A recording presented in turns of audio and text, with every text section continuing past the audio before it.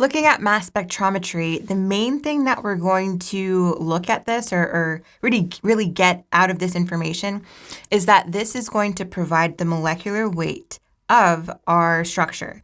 And that's going to be so helpful because it's going to help us identify the overall molecular formula.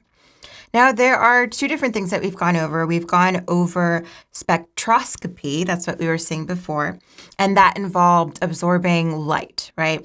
Now, spectrometry is different. This doesn't involve light whatsoever. So we're not absorbing light in this case. Instead, what we're doing is we have a sample, and then we're going to strike it with high energy electrons, and then that's going to start breaking apart our molecules in different places. And then that's what we're essentially going to look at. We're going to look at the different fragments and read those fragments and be able to identify what type of structures like alkyl groups or functional groups are in the overall